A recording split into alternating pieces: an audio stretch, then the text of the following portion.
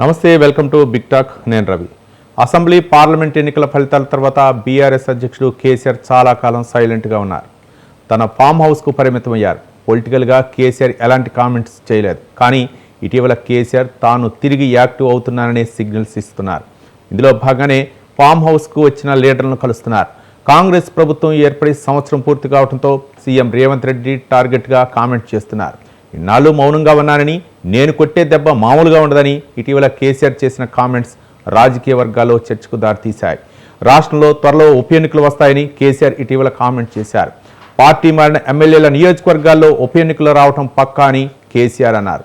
ఇక ఫిబ్రవరి నెలాఖరులో భారీ బహిరంగ సభతో రీ ఎంట్రీ ఇవ్వాలని గులాబీ అధినేత కేసీఆర్ భావిస్తున్నారు. ఇక గులాబీ బాస్ కేసీఆర్ తిరిగి యాక్టివ్ అవుతున్నారా? అందుకే పార్టీ మీటింగ్ ఏర్పాటు చేశారా? బీఆర్ఎస్ అధినేత నేతలు కార్యకర్తలకు ఎలాంటి సందేశం ఇవ్వబోతున్నారు? ఇంతకు పార్టీ బలోపేతం కోసం ఎలాంటి నిర్ణయాలు తీసుకుంటారు? కేసీఆర్ ప్రజాక్షేత్రంలోకి వచ్చినట్లేనా? గులాబీ వర్గాల్లో ఏం చర్చ జరుగుతోంది? ఇలాంటి అంశాలపైనే ఇవాల్టి బిగ్ టాక్లో చర్చిద్దాం.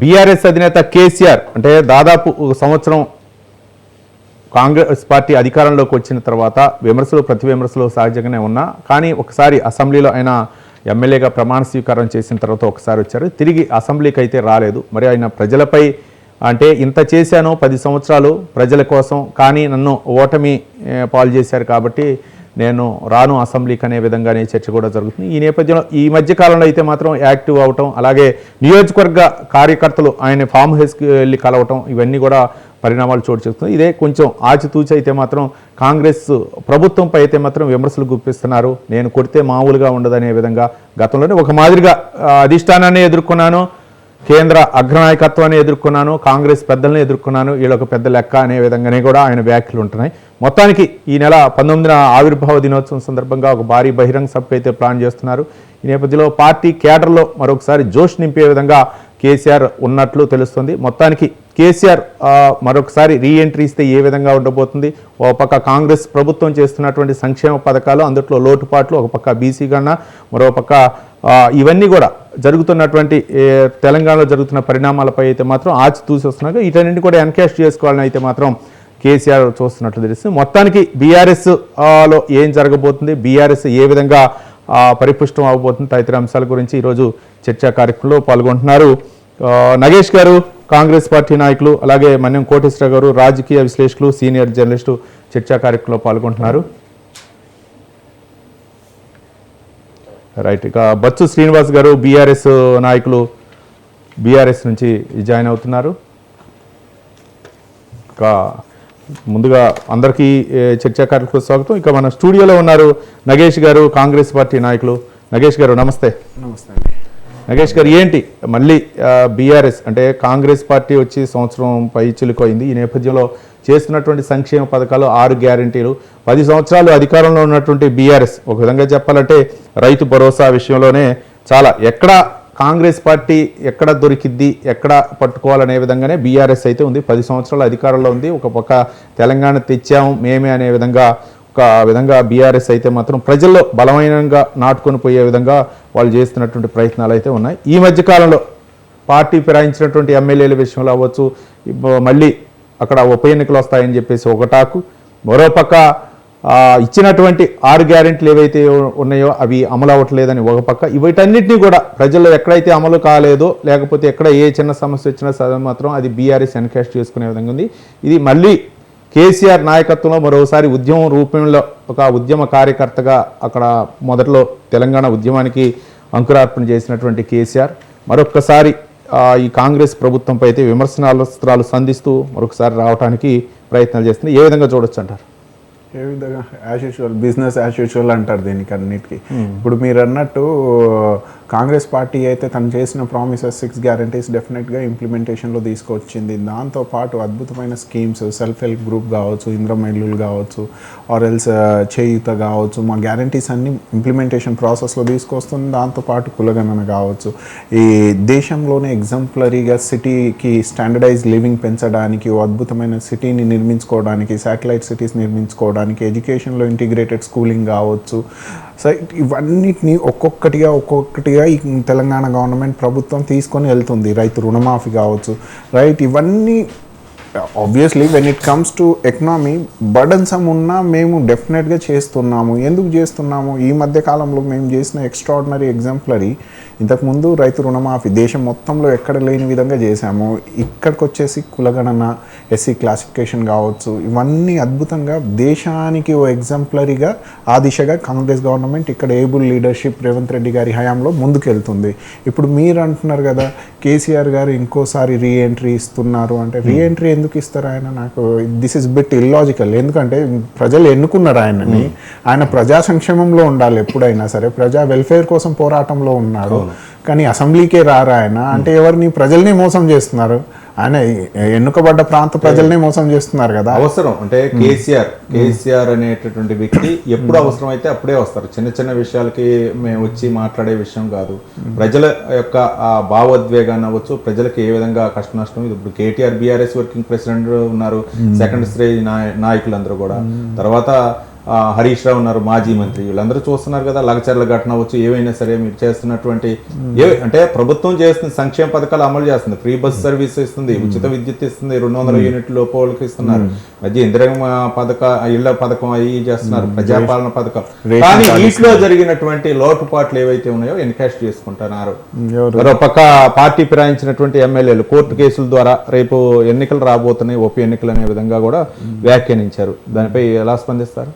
డెఫినెట్గా ఇప్పుడు అపోజిషన్ పార్టీ తన బాధ్యతంగా రైట్ ప్రజా సంక్షేమం కోసం గొంతెత్తి మాట్లాడుతుందంటే మోస్ట్ వెల్కమ్.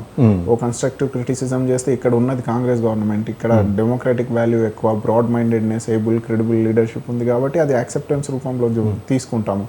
కానీ వాస్తవానికి బీఆర్ఎస్ పార్టీ అపోజిషన్లో ఉన్నప్పటి నుంచి ఓ బాధ్యత గల అపోజిషన్ లాగా బిహేవ్ చేస్తుందా? అసెంబ్లీ ముందు బైఠాయించడం కావచ్చు, మేయర్ పైన నో కాన్ఫిడెన్స్ మోషన్ కావచ్చు, రైట్, 6 గ్యారెంటీ పట్ల ఏమైనా రెక్టిఫికేషన్ ప్రాసెస్ కావచ్చు. ఇప్పుడు మొన్న జరిగిన కులగణనలో కూడా వాళ్ళు భాగస్వామ్యం అయ్యారా? అవ్వలేదు. కానీ ఆ కులగణనే సరిగ్గా, కానీ అందులో కొన్ని ఫామ్ లో కొన్ని లోటుపాట్లు ఉన్నాయి. అవన్నీ కూడా ఆస్తులు ఎందుకు, పాన్ కార్డ్ నెంబర్లు ఎందుకు, ఇవన్నీ ఎందుకు, చాలా మంది అందుకే దూరంగా ఉన్నారు. 3.1% అందుకే దూరంగా ఉన్నారు అనేటటువంటి టాక్ కూడా ఉంది. అసలు ఎసెన్స్ ఆఫ్ ది సర్వేకి ఇందాక న్యూమరేషన్కి కొంచెం డిఫరెన్స్ ఉంది. కోటేశ్వరరావు గారు చెప్తారు. అది సర్వే అనేది ఏంటంటే ఈ బీసీ వర్గం, ఎస్సీ వర్గం, ఎస్టీ వర్గం వాళ్ళు సోషో ఎకనామికల్ పొలిటికల్ రైట్స్ అందుతున్నాయా లేదా, సమాజ నిర్మాణం కోసం మనం గవర్నమెంట్ పనిచేస్తుందా లేదా, ఆ కోణంలో ఈ గవర్నమెంట్ పనిచేసినప్పుడు ఎకనామికల్లీ వెల్ ఆఫ్ గవర్నమెంట్ ఎంప్లాయా కాదా, లేక ప్రైవేట్ ఎంప్లాయా, సాఫ్ట్వేర్ ఉద్యోగియా, ఈ కోణంలో సర్వే చేయడానికి 56 or 60 అప్రాక్సిమేట్లీ క్వశ్చనర్స్తో గవర్నమెంట్ ముందు పెట్టింది పరిపాలన.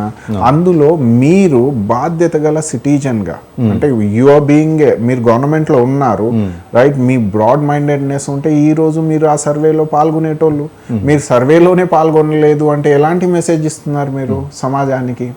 రైట్, అంటే మీరు ఓ గవర్నమెంట్ వెల్ఫేర్ ఓరియంటెడ్లో పనిచేస్తుంది అంటే మీరు దానికి సపోర్ట్ చేయడానికి అంటే కానీ మీరు విన్నారు కేసీఆర్ ఒక 6 నెలలు సమయం ఇవ్వాలి అన్న ఉద్దేశంతో ఇచ్చాము. వాళ్ళు కూడా సస్టైన్ అవ్వాలా, ప్రభుత్వం వచ్చి ఎక్కడ ఏముంది ఏదో చూసుకోవాలా విధంగా ప్రభుత్వానికి సమయం ఇవ్వాలి. పార్టీ కార్యకర్తలు ఏదైనా సరే నిరసన తెలుపుదాం అది ఇదని చెప్పినా సరే ఒక 6 నెలలు వాళ్ళకి సమయం ఇవ్వాలా. కొత్తగా వచ్చిన పార్టీ కాబట్టి వాళ్ళు ఏ విధంగా ఎక్కడ ఏముందని కూడా తెలుసుకోవాలి కదా, కాబట్టి ఇవ్వాలని చెప్పారు.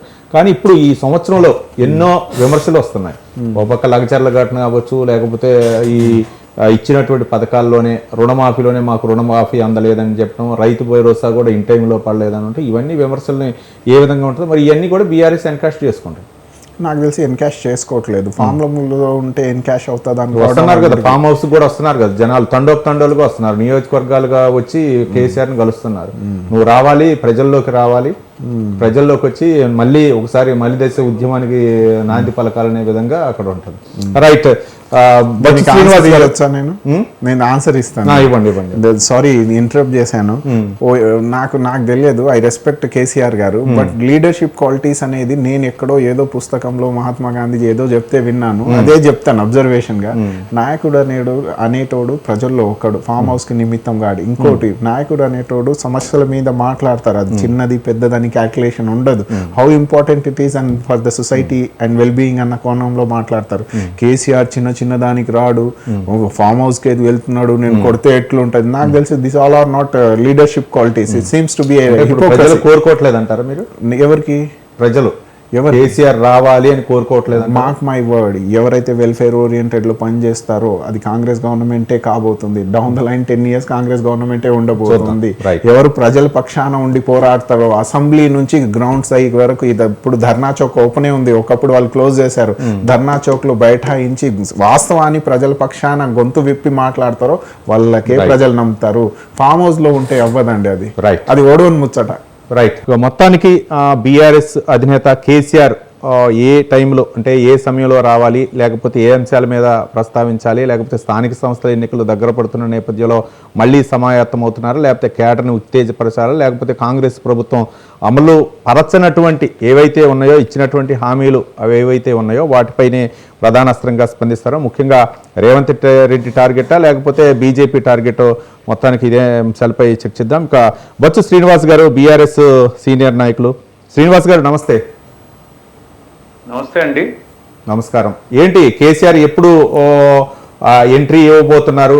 మరోపక్క కేసీఆర్ అవసరం ఇప్పుడు మళ్ళీ ఉద్యమ దశలో అప్పుడు ఉపయోగపడ్డది, 10 సంవత్సరాలు ముఖ్యమంత్రిగా పనిచేశారు, ఇప్పుడు మళ్ళీ కేసీఆర్ గారు బయటికి వస్తున్నారు అని అంటే ఓ పక్క కాంగ్రెస్ నాయకుల విమర్శలు ఏ విధంగా ఉన్నాయంటే మళ్ళీ అవసరం లేదు, ఆయన ఫామ్ హౌస్కే పరిమితం అవుతుంది, అసెంబ్లీలో చర్చించిన అసెంబ్లీకి రాని వ్యక్తి ఇప్పుడు ప్రజల్లోకి వెళ్తే ప్రజలు ఆదరిస్తారనే విధంగా నగేష్ గారు మాట్లాడారు. ఎలా స్పందిస్తారు శ్రీనివాస్ గారు? మొట్టమొదట స్వతంత్ర వీక్షకులకు, మీకు అక్కడ ఉన్నటువంటి పెద్దలు కోటేశ్వరరావు గారికి, సోదరుడు నగేష్ గారు అందరు కూడా నమస్తే. నమస్తే. వాస్తవానికి ఏమంటే ఇప్పుడు కాంగ్రెస్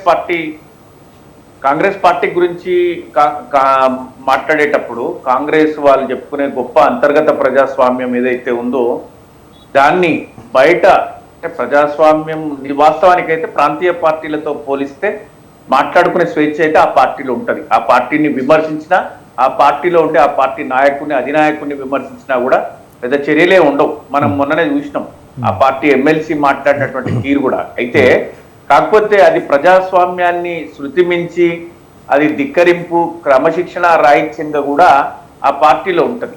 ఇంకా ఆ పార్టీ వాళ్ళు పెద్దగా బీఆర్ఎస్ పార్టీలో ఫామ్ హౌస్ కే పరిమితం అయిపోయినరు ముఖ్యంగా కేసీఆర్ గారు అంటే నిజమే. కేసీఆర్ గారు ఫామ్ హౌస్ కే పరిమితమైనరు అనేటువంటిది మీరు ఈ రోజు కాదు, గడిచిన 10 సంవత్సరాల నుంచి కూడా మీరు ఇదే మాట్లాడుతున్నారు. ఫామ్ హౌస్ ముఖ్యమంత్రి పాలన, సెక్రటేరియట్ రాడా. అరే అధికారంలో ఉన్నప్పుడే ఆయన ప్రగతి భవన్ నుంచి, ఫామ్ హౌస్ నుంచి పరిపాలన చేస్తే 10 సంవత్సరాలలో ఒక అద్భుతమైనటువంటి తెలంగాణ నిర్మాణం సాధ్యమైంది. ఇది కాదనలేని సత్యం. ఇప్పుడు మీరు ఆనవాళ్ళు లేకుండా చేస్తామని ఏం చేస్తున్నారంటే కట్టిన ఫ్లైఓవర్లకు 9 కోట్లు 10 కోట్లు రిలీజ్ చేసి పెయింట్ వేసుకుంటుండ్రు. కేసీఆర్ గారు ఫామ్ హౌస్ నుంచి వస్తారా, ప్రజలలో లేరు, నాయకత్వ లక్షణాలు లేవు. కేసీఆర్ గారికి నాయకత్వ లక్షణాలు లేవు అని మనం అనలేము, ఎందుకంటే మన వయసు కానీ లేకపోతే మనం సమకాలీకులం కూడా కాదు. నాయకత్వ లక్షణాలను నిర్దేశించేటువంటి క్రమంలో ఆయన పార్టీ అధ్యక్షుడిగా, పార్టీ కార్యనిర్వాహక అధ్యక్షులు కావచ్చు, ఆ పార్టీ ఆది నుంచి, అంటే పార్టీ ఆవిర్భావం నుంచి ముఖ్యమంత్రి కేసీఆర్ గారికి ఆది నుంచి తన వెంట నడిచి పార్టీలో ట్రబుల్ షూటర్ గా పేరు తెచ్చుకున్న హరీష్ రావు గారిని వాళ్ళను దిశానిర్దేశం చేస్తూ పార్టీ పక్షాన కాంగ్రెస్ పార్టీ పైన నిత్యం ప్రజలలో ఉంటూ ప్రజా సమస్యలను అసెంబ్లీ లోపల, అసెంబ్లీ బయట వాళ్ళు పదే పదే ప్రశ్నిస్తూ ఉన్నారు, నినదిస్తూ ఉన్నారు. ఈరోజు మీరు చూడండి, నీటి గురించి బసవేశ్వర సంగమేశ్వర పట్ల ఏం చేయాలి, ఏం జరిగింది, 4 లక్షల ఎకరాల నీళ్లు రావట్లేదు, అది సాధించే వరకు మేము పోరాడతామని హరీష్ రావు గారు పనిచేస్తుంటే రైతు ధర్నా పేరిట రైతు రుణమాఫీ పూర్తిగా అమలు కాలేదు. తెలంగాణ ఏర్పడిన నాటి నుంచి ఇప్పటి వరకు 70,000 కోట్ల రూపాయలు సుమారుగా మేము రైతు బంధు వేసినటువంటి పరిస్థితులు. మీరు అన్నారు హేళన చేసింది కాంగ్రెస్ పార్టీ. గుట్టకిచ్చిండ్రు, పుట్టుకిచ్చిండ్రు, చెట్టుకిచ్చిండ్రు, రాళ్ళకిచ్చిండ్రు, రప్పకిచ్చిండ్రు, రోడ్డుకిచ్చిండ్రు అని మీరు అన్నారు. మేము మా వ్యవసాయం చేసే వ్యక్తులకే ఇస్తాము, రాత్రి వరకే టకానో టుక్కినో పడుతుంది అన్నారు. టకా లేదు, టుక్కి లేదు. మీరు మీ ముఖ్యమంత్రి గారు మన ముఖ్యమంత్రి గారు రేవంత్ రెడ్డి గారు చేసినటువంటి వ్యాఖ్యలు మరి ఆ ఉప ముఖ్యమంత్రి గారు ఏదో అని బయట చర్చించుకుంటున్నారు. ముఖ్యమంత్రి గారు వ్యాఖ్యలు నిజం కావద్దని ఏదో 700 కోట్ల రూపాయలు ఉప ముఖ్యమంత్రి గారు వాటిని డైవర్ట్ చేసిండ్రు అనేటువంటిది ఏదో విన్నా నేను. నాకైతే పూర్తిగా సంతృప్తిగా అది స్పష్టమైనటువంటి అవగాహన లేదు. అంటే మీ పార్టీ కాదు, ప్రభుత్వంలో సమన్వయ లోపం, పార్టీలో సమన్వయ లోపం, పార్టీ ఎమ్మెల్యేలు ధిక్కారింపు, పార్టీ ఇష్టానుసారంగా పార్టీ పట్ల మాట్లాడుతున్నారు. మీరు మళ్ళా బీఆర్ఎస్ పార్టీ గురించి మాట్లాడుతున్నారు. ఈరోజు కవిత గారు కూడా తన ఒక కొత్త ప్రణాళిక ఏర్పాటు చేసుకుని ప్రజల్లోకి వెళ్తూ ప్రజా సమస్యలపై నిత్యం రేవంత్ రెడ్డి గారి ప్రభుత్వాన్ని తూర్పారబట్టేటువంటి ప్రయత్నం చేస్తుంది. ఇంకా మీరు కేసీఆర్ గారు వీళ్ళందరూ ఎవరి మార్గదర్శనం. కానీ శ్రీనివాస్ గారు ఇంత చెప్తున్నారు బీఆర్ఎస్ అధినేత కేసీఆర్ గానీ లేకపోతే కేటీఆర్ గానీ వర్కింగ్ ప్రెసిడెంట్ అలాగే హరీష్ రావు గారు మాజీ ఎమ్మెల్యే కూడా చెప్తున్నారు. అంటే ప్రభుత్వానికి సహకరిస్తాం అని చెప్తున్నారు. కానీ ఉన్న కులగణన సర్వేలో ఏ మేరకు సహకరించారు? ఒక బీఆర్ఎస్ ఎమ్మెల్సీ కవిత తప్ప. అంటే కులగణన పట్ల స్పష్టంగా మేము మాట్లాడినాం. కులగణన తప్పుగా జరిగింది, అది సవ్యంగా జరగలేదు. గడిచినటువంటి అంటే ఒక దశాబ్ద కాలం కింద బీఆర్ఎస్ ప్రభుత్వ హయాంలో జరిగినటువంటి సమగ్ర కుటుంబ సర్వేలో కంటే కూడా 5% తక్కువ చూపించేటువంటి ప్రయత్నం చేసిండ్రు. 42% రిజర్వేషన్ల అమలులో లోపభూయిష్టంగా ఉన్నటువంటి ఈ సర్వే పట్ల మేము అసహనాన్ని, అసంతృప్తిని వ్యక్తం చేస్తూ దీనిపైన చర్చకు కూడా మేము ఉండడం సహేతుకం కాదనేటువంటిది మా ఉద్దేశం. అంటే మేము ఈ బీసీ నినాదాన్ని మీరు ఇచ్చినటువంటి మెదక్ డిక్లరేషన్ ముందుకు తీసుకెళ్లడానికి ఇది ఖచ్చితంగా మీరు సర్వే సరిగ్గా చేయలేదు, రీసర్వే చేయాలని. ఇప్పుడు మా ఉద్యమం మేము చేసినటువంటి పోరాట ఫలితమే ప్రభుత్వం రీసర్వే కానీ లేకపోతే మళ్ళీ బీసీలు ఎవరైనా వాళ్ళ యొక్క వివరాలు అందజేయని వాళ్ళు అందజేయాలనేటువంటి విషయాన్ని కూడా ప్రభుత్వం చెప్తుంది. తమ్ముడు నగేష్ అంటున్నాడు మీరే పాల్గొనలేదు అని. కవిత గారు పాల్గొన్నారు, కేటీఆర్ గారు పాల్గొన్నారు, నాకు తెలిసి బహుశా కేసీఆర్ గారు కూడా పాల్గొని ఉంటారు, హరీష్ రావు గారు పాల్గొని ఉన్నారు. ఇంకా ఎవరు పాల్గొనలేదు మీ ఉద్దేశంలో? దాంట్లో ఎవరు పాల్గొనలేదు? ఒకవేళ పాల్గొనలేదు, ప్రజలందరూ పాల్గొనలేదు అంటే అది ఎవరి అసమర్థత, ఎవరి చేతగానితనం? ప్రభుత్వం చేసేటువంటి ఒక గొప్ప ప్రయత్నం. రైట్ శ్రీనివాస్ గారు, ఎక్కడైనా సరే ఆ 3.1% ఏదైతే ఉందో అందులో పాల్గొనలేదు కాబట్టి వాళ్ళ కోసం మళ్ళీ ఈ సర్వే ఈ నెల 16 నుంచి 28 వరకు సర్వే చేస్తున్నారు కాబట్టి బీఆర్ఎస్ సహకరించే అవకాశం ఉందా? బీఆర్ఎస్ పార్టీ ఈ రోజు కాదండి, ఏ రోజైనా సహకరిస్తుంది. మీరు తీసుకొచ్చేటువంటి అంశాల పట్ల ఉన్నటువంటి ఏదైనా అంటే మాకు అబ్జెక్షన్ ఉన్న అంశాలు, ప్రజలకు అబ్జెక్షన్ ఉన్న అంశాల పట్ల మేము కొట్లాడతాం. కానీ ప్రజలకు ఈ సర్వే ఉపయోగపడుతుంది. మీరు డిక్లరేషన్ మెదక్ డిక్లరేషన్ ఇంప్లిమెంట్ చేస్తాం, కులగణన చేస్తామంటే ఏ రోజైనా బీఆర్ఎస్ పార్టీలో ఎవరైనా బీసీలు మీరు కులగణనకు వ్యతిరేకంగా మీరు వివరాలు ఇవ్వకండి అని చెప్పిండ్రానండి? పార్టీ అధిష్టానం ఎవరైనా చెప్పిండ్రా? నేను నా ఇంటికి వస్తే ఆ పిల్లలను కూర్చోబెట్టుకొని అండర్ గ్రాడ్యుయేట్స్ పిల్లలు అండర్ సూపర్వైజేషన్ ఆఫ్ సంబడి జిహెచ్ఎంసీ అధికారులు ఎవరైతే ఉన్నారో వాళ్ళ ఆధీనంలో డిగ్రీ అయిపోయిన విద్యార్థులు నాకు తెలిసినంత వరకు మా ఏరియాలో వచ్చిండ్రు. ప్రతి ఒక్కరికి నేను చెప్పిన ఇట్లా కాదు, ఇట్లా మీరు అడిగేది, మీకు ట్రైనింగ్ కూడా ప్రాపర్ లేదని నా ఇంటి వివరాలు నేను ప్రతి వివరం ఇచ్చాను. ఎవరు కూడా నాకు తెలిసి ప్రభుత్వ ఫలాలు అందేటువంటి విషయంలో సహకరించలేదు. మన అసమర్థతను బయటపెట్టే క్రమంలో ఎదుటి వాళ్ళను తప్పుపట్టేటువంటి విధంగా ఈ ప్రభుత్వం పోతుంది. మిమ్మల్ని నేను ఒక చివరికి ఒక మాట చెప్తాను, టైం ఉంది కదా. ఇప్పుడు మీరు అంటున్నారు అపోజిషన్ సహకరించట్లేదని. మీకు ఫండ్స్ లేవు, మీకు సహకరించటం లేదు, అభివృద్ధి చేయటం లేదు, ఇవన్నీ వదిలేయండి. మీరు ఇస్తాన్న పెన్షన్ ఒకటి ఇవ్వండి, మీరు ఇస్తాన్న రైతు బంధు సరిగ్గా ఇవ్వండి, మీరు ఇస్తాన్న రుణమాఫీ పర్ఫెక్ట్ చేయలేదు. ఈ 3 అంశాలు సరిగ్గా చేసినా కూడా ఇవాళ రేవంత్ రెడ్డి గారి ప్రభుత్వానికి నీరాజనాలు ఉండేవి కదా. రైట్. అసలు మీ అంతర్గత పోరును మీరు ఎదుర్కోలేకపోతున్నారు. నేను నిన్నమన ఒక మిత్రుడు కాంగ్రెస్ మిత్రులతో మాట్లాడితే వాళ్ళు ఏమంటున్నారు, తెలుసు కదా నాకు కాంగ్రెస్ అంటేనే ఇంటి పోరు ఎక్కువ ఉంటది, ముందు దాన్ని అధిగమించడమే కష్టం కదా. రైట్, చూద్దాం శ్రీనివాస్ గారు. ఒక్క నిమిషం, మన్యం కోటేశ్వరరావు గారు రాజకీయ విశ్లేషకులు, సీనియర్ జర్నలిస్టు, చాలాసేపు అవుతుంది. కోటేశ్వరరావు గారు నమస్కారం. నమస్తే. ఏంటి అంటే బీఆర్ఎస్ ఈ నెల 19వ తేదీకి 24 సంవత్సరాలు కంప్లీట్ అయ్యి 25వ సంవత్సరంలోకి అడుగుపెడుతున్న సందర్భంగా బీఆర్ఎస్ మళ్ళీ అంటే ఉన్నటువంటి ఏవైతే అంశాలు ఉన్నాయో, కాంగ్రెస్ ప్రభుత్వం చేస్తున్నటువంటి లోపాలపై అయితే మాత్రం మరి విస్తృతంగా చర్చించి ఇందులో ఒక విస్తృత స్థాయి సమావేశంలో చర్చించడం ఉన్నట్లు తెలుస్తుంది. మొత్తానికి కేసీఆర్ ఈ మధ్యకాలంలో వ్యాఖ్యానించినటువంటి వ్యాఖ్యలు, అడపాదడప కొన్ని వ్యాఖ్యలు, గతంలో కృష్ణా జలాలపై ఒక మీటింగ్లో కూడా కొన్ని వ్యాఖ్యలు చేశారు. ఈ వ్యాఖ్యలు అనొచ్చు. ఇప్పుడు బీఆర్ఎస్ యాక్టివేట్ అవుతుంది అనుకుంటవచ్చా, లేకపోతే ఏంటి కాంగ్రెస్ చేస్తున్నటువంటి ఆ లోపాలనే ప్రధాన అస్త్రాలుగా చేస్తుంది అనుకోవచ్చా, లేకపోతే కేసీఆర్ అసెంబ్లీకి రాకుండా బయట ప్రజల్లోనే ఉండాలనేటటువంటి ఆ యొక్క ఆ అంశాన్ని కూడా ఏ విధంగా చూడొచ్చు అనుకోవచ్చు? ఇప్పుడు బీఆర్ఎస్ పార్టీ చరిత్రలో మీరు చెప్పినటువంటి ఆ తేదీకి వాళ్ళకి అంతర్గతంగా లేదా పార్టీ పరంగా ఒక ప్రాముఖ్యత ఉండొచ్చు.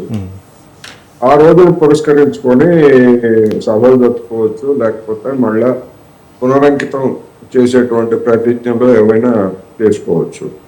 కానీ దానికి గత 14 నెలలుగా రాష్ట్రంలో జరుగుతున్నటువంటి పరిణామాల మీద మౌనంగా ఉండటానికి ఎలాంటి సంబంధం లేదు అనేది నా అభిప్రాయం. ఎందుకు అంటే బీఆర్ఎస్ పార్టీ పెద్దలు ఎందుకు మీ కేసీఆర్ అసెంబ్లీకి రావట్లేదు, బహిరంగంగా మాట్లాడట్లేదు, లేదా మీడియాతో కానీ ఇతరత్ర కానీ ఎందుకు ఇంటరాక్షన్ లేదు అన్నప్పుడు మేము తగినంత సమయం ఇస్తాము, ఒక ఏడాది పాటు మౌనంగా ఉండాలని చెప్పేసి మా కేసీఆర్ నిర్ణయించుకున్నారు. ఈలోగా ఆయన ప్రయోగించినటువంటి హరీష్ రావు, కేటీఆర్ వీళ్ళందరూ పనిచేస్తున్నారు కదా అని చెప్పేసి చెప్పారు. ఆ ఏడాది గడువు అయిపోయింది. ఇప్పుడు 19వ తారీఖు లేదా మరొక సందర్భం అని చెప్తున్నారు. రానివ్వండి, అది కూడా దాని సంగతి కూడా తేలిపోతుంది. ఇక్కడ మనం గమనించాల్సింది ఏంటంటే ఇప్పుడు కేసీఆర్ అనేటువంటి వ్యక్తి ఒక పార్టీ నాయకుడు, మాజీ ముఖ్యమంత్రి తప్ప ఉద్యమ నాయకుడు లేదా ఉద్యమ నాయకుడు లాగా మళ్ళా వస్తాడు అని చెప్పుకోవడానికి లేదు. ఎందుకంటే ఇప్పుడు ఆ ఉద్యమం లేదు. ఆ ఉద్యమం అనేటువంటిది బీఆర్ఎస్ కి దాని స్వభావం కూడా మారిపోయింది. గతంలో కాంగ్రెస్ 1947 ఆగస్టు 15 నాటికి కాంగ్రెస్ ఒక ఉద్యమ వేదిక, ఆ తర్వాత ఒక అధికార పార్టీ, ఆ తర్వాత దానికి ఉన్నటువంటి స్వభావం కూడా మారిపోయింది. అందుకని ఇప్పుడు బీఆర్ఎస్ కూడా మళ్ళా మా నాయకుడు ఉద్యమ నాయకుడు, ఎప్పుడు బయటకు లేవాలో, ఎప్పుడు ఏం చేయాలో అనేటువంటిది చెప్పుకోవచ్చు. ఎందుకంటే మనకి తెలుగులో కూడా సామెత ఉంది, నేను లేస్తే మనిషిని కాదు అని చెప్పుకునేటువంటి వాళ్ళు గతంలో కూడా ఉన్నారు. దానికి సంబంధించిన అనేక ఉన్నాయి. ఇప్పుడు కూడా కేసీఆర్ నేను లేస్తే మనిషిని కాదు, నేను కొడితే మామూలుగా ఉండదు దెబ్బ అని అదేదో సినిమాలో పండుగాడి దెబ్బలాగా ఆయన మాట్లాడుతున్నారు. అది ఇప్పుడు జనానికి కావాల్సింది ఏంటంటే ఈవెన్ బీఆర్ కూడా డిమాండ్ చేస్తుందంటే కేసీఆర్ బయటకు రావాలి, ఆ దెబ్బ కొట్టాలి, కాంగ్రెస్ సంగతి తేల్చాలని చెప్పేసి అంటున్నారు. తప్పేం లేదు అది. కానీ ఎందుకు రావట్లేదు? ఇప్పుడు మన శ్రీనివాస్ గారు ఉన్నారు, బీసీ సర్వే మీద మేము మాట్లాడొద్దు అనుకున్నాం. పోనీ బీసీ సర్వే మీద మీరు మాట్లాడొద్దు అనుకున్నారు, అది మీ ఇష్టం. కానీ మీ పార్టీ ఓటమికి దారితీసినటువంటి కారణాల్లో ఒకటైనటువంటి ధరణి గురించి అసెంబ్లీలో చర్చ పెడితే దాని మీద ఎందుకని బీఆర్ఎస్ ప్రతినిధులు మాట్లాడలేదు? దాన్ని ఎందుకు బహిష్కరించారు? అందువల్ల వ్యవహరించినటువంటి 14 నెలలుగా వ్యవహరించినటువంటి తీరు అనేటువంటిది సెలెక్టివ్ గా ఉంది అనేది ఒక అభిప్రాయం. సరే, సెలెక్టివ్ గా ఉంది, ఎట్లా ఉన్నా కానీ కేసీఆర్ అనేటువంటి వ్యక్తి ఒక ప్రతిపక్ష నాయకుడిగా కనీసం ఒక ట్విట్టర్ ఎక్స్ ద్వారానో లేకపోతే ఫేస్బుక్ ద్వారానో లేదా మరొక విధంగానో వివిధ సందర్భాల్లో స్పందించడానికి ఆయనకు వచ్చినటువంటి ఇబ్బంది ఏమిటి?